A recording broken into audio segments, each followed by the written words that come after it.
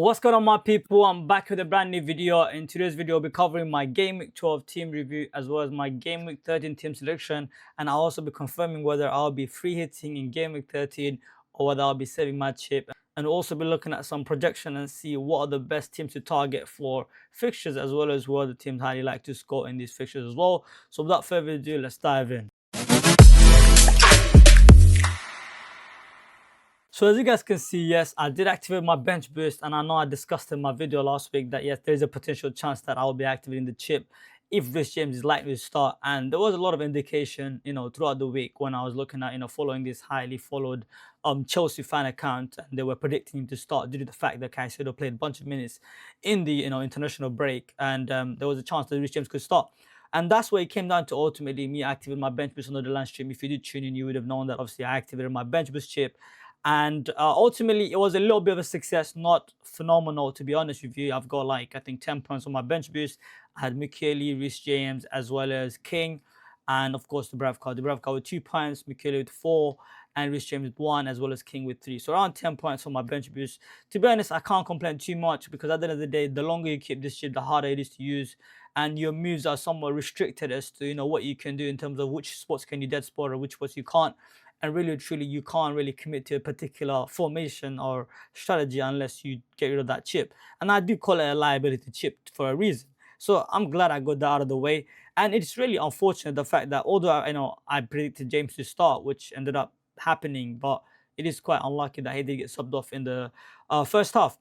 And to be honest with you guys, it's probably my worst transfer this season by far. Like buying or picking this guy on my wild card has been nothing short of an absolute disaster. So it is what it is. I knew what I was signing up to, and I'm just happy to get my bench boost out of the way. But overall, your boy did do well, to be honest with you. 58 points. I was around 1.7 million in the rank, and I've gained 700 plus K rank this week, and we're in just around 1 million. And let's be honest, to be honest, if Mbimo got anything in that game versus Everton, like he only got 1 point and picked up a yellow card as well. If he got anything in that game, I would have gained, I think, got into the top million. But I can't complain too much. Enzo Fernandez, shout out to him. I mean, I've been patient with him. That's my boy for a long time. And he's been dodging points for fun for a while now. And he finally got a goal. And quite a few people also sold him. So it was good that I gained a lot from him.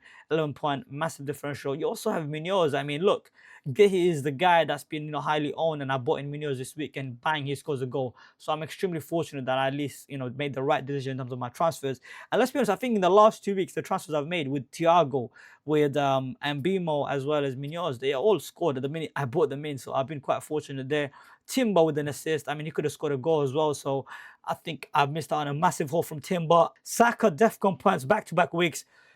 It's crazy, guys. This DEFCON thing. Listen, personally, I'm not a fan of DEFCON, but this guy's just sharing points for fun right now with DEFCON. Although I did not pick Saka for DEFCON points. Let's be honest, I paid 10 million for you to get me GA. And the fact that you're giving me 4 points and that, I mean, I know he scored last week. I still expect more because Eze scored like a hat trick. So, and Rice got an assist and DEFCON points as well. So if Rice and Eze can outscore you for half the price, why am I paying the premium money where you're giving me just DEFCON points? It's not ideal, and I'm not a big fan of this whole DEFCON nonsense. And Thiago ended up missing a pen, by the way. He's got 4 points. I think he was around for like 7 points, and then he got a second pen. He scored one of his pens out of the 2, but then he missed the second one. So that's like a 10-point swing. He could have got a 13-pointer, but ended up with only 4 points. But ultimately, look, Thiago has been a phenomenal pick. It's quite unlucky also that Semenyo didn't play as well because there was a lot of indications that he was going to play. But it is what it is. Can't complain too much. 58 points. Smashed it, to be honest. So now let's look at my Game Week 13 transfer plans, as well as let's discuss the free hit as well, to be honest, while we're at it. As you guys can see, I'm currently planning a transfer. I have not made it yet. It's O'Reilly. I'm looking at O'Reilly for Rhys James. Rhys James is a freaking troll. He has to leave my team, man. I'm looking at O'Reilly as well as Guardiola from City. But Guardiola's playing centre-back. He doesn't have really much attacking threat. Maybe he's got some potential in a set piece, but he's got no DEFCON either. But O'Reilly has been starting pretty much, I think the last 9 game weeks in a row he started, and he looked phenomenal, to be honest. He's also an England international who started for England in the international games as well. So O'Reilly looks like a good pick. I know Nori is there, and there's always a threat for him to come in and take his spot. And it seems like I'm moving on from one punty pick to another, which it is, to be honest. But he did end up getting the rest in the Champions League. So for this coming week versus Leeds, I do think he's safe. But for Fulham and other fixtures, I'm not too sure. And I may not make this move if I choose to go with the free hit this week anyways. But I'm looking at him, and he does like to be the first choice at the moment. And the fixtures that you got coming up are phenomenal, as you guys can see.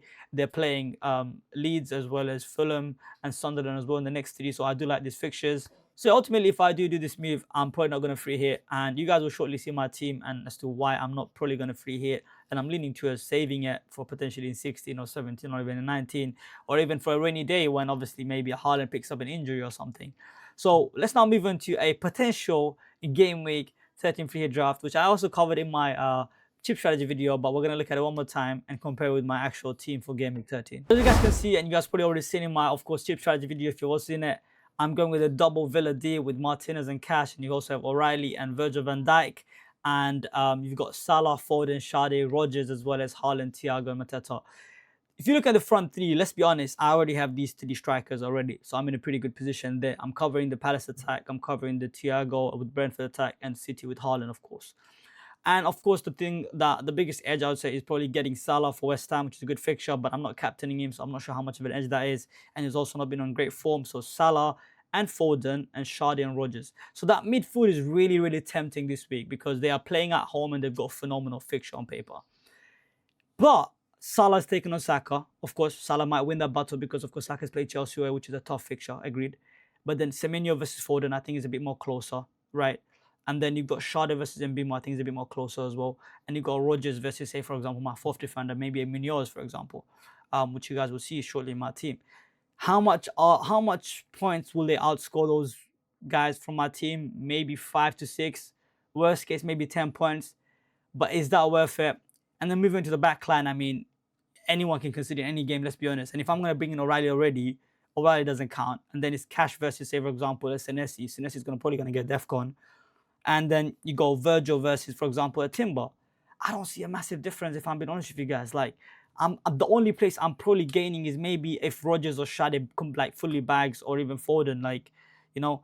And then my other guys has to also blank, right? They have to blank. Like Mbima has to blank. For example, Saka has to blank. And then Semenyo has to also blank for example, for me to gain from a Salah or a Foden or a Sade or Rodgers.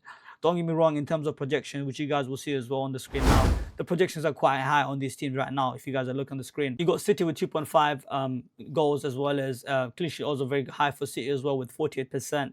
You also have Liverpool with 2.1 in terms of goal projected, and the clean sheet odds are not that high, to be honest with you. They're only, I think, around 31%. I think even Arsenal have a pretty good odds of clean sheet as well. I think Brentford is quite high as well with 2.2 in terms of goals, as well as Villa with 1.9. So there are some very good teams to, attack from the attacking standpoint and load up on the attackers. And defensively as well, there are some decent options as well. But my team doesn't probably need it. Even in game week 16, I think for my team, the way it's sorted out, you guys will see, I think it's more suited for maybe game week 16. I do have quite a few Palace players as well as City players now that I'll be buying O'Reilly, and I probably want to avoid that Palace City fixture completely because it'll be quite tight, I think, and unpredictable. So if that's 4 players gone, then I'll probably don't want to, I won't have any Liverpool Pro League, so I probably want to load up on Liverpool versus Brighton when probably they may pick up some form then. And I want to have Cole Palmer playing Everton, and that's another edge I could have, maybe double up on Chelsea as well. Obviously, I'll be probably looking to get rid of my Chelsea assets now. As you guys can see already, I'll probably take out Reece James. So that's what I'm at the moment. The projections are obviously very good for this week. But one thing I'll say, guys, is football is not played on paper, it's played on grass. So at the way this season's going, anything can happen. And although the fixtures are amazing for these teams, there could be some surprising results, and you never know. These attackers that you load up on, they might not necessarily return the way you want them to. So yeah, let's now move on to my game week 13 team selection. So game week 13, as you guys can see, and we compare it with the free hit as well. Of course, I've got Petrovic at the back. Petrovic will basically go up against Martinez. Not a significant gap. Maybe I'll give an edge to Martinez for a clean sheet, but I still back Petrovic for some save points, at least if he doesn't keep it clean. And then Timber versus, for example, Virgil. I think it's quite close for that one as well. And then Senesi versus, say, for example, I don't know, a Cash, but Senesi's got a DEFCON plus potential. And then you got Munoz versus maybe a midfielder, whether it be Sade or whoever. I think Munoz could do well. He's practically a winger himself, and United are looking really poor at the moment. And O'Reilly, I already own in my free hit as well as my actual team. So backline, I think, looks okay. It's not amazing, of course, but I still think there are some decent fixtures in there if I do bring in O'Reilly with good fixture in Leeds, as well as Senesi and Petrovic playing Sunderland away. And with the Arsenal fixture, you never know. These guys can keep clean sheet versus anybody. So I would not be surprised if Arsenal keep it clean versus Chelsea. Ultimately, I wouldn't be surprised if they pull a result as well. And they've been looking one of the best teams in the world right now. In the midfield, you got Saka, Semenyo, and Mbemo. I think these are the highly owned assets right now. And taking on all three of these guys and expecting them to blank is quite a big ask. I could definitely see Mbemo doing something versus Palace and Semenyo doing something versus Sunderland as well as Saka as well. So maybe he gets an assist from a set piece as well. So I don't see a big difference there. Obviously, the fixtures are better for those assets, the Rodgers and the Sade and the Foden, etc. But still, I do think these assets are proven and they can do well. And then you got Haaland, Thiago, and Mateta, which I already own on my free hit, as well as this one as well. So there's not a big difference here. Overall, I do like my team this week, and my gut is on basically maybe saving the free hit, and I'm probably leaning towards that. I don't know what you guys think. Do you free hit this team? I'm leaning towards saving the free hit and backing that my team could do well this week, because I do really like my team on paper, I think, honestly. So yeah, let me know what you guys think. In terms of captaincy, of course, if you have triple captaincy, I think it's a good way to use it, and I'm going to be captaining Haaland. Of course, there's not really other discussion this week to have about on captaincy. An alternative weeks to look at, I already discussed it, I think, on my tip strategy video, but I'll still mention it again. I think the alternative weeks are probably maybe look at 15 when you play Sunderland at home, or 17 when you play West Ham. I think those are the 2 weeks you can look at. Other than that, I think this is the best way to use it. So if your team looks somewhat decent, I'll probably triple captain Haaland this week. He does a very, very good chance of maybe, bagging a brace or two. So yeah, make sure to smash the like button. Make sure to leave a comment down below. And I'm going to see you guys on the lunch stream. Peace out.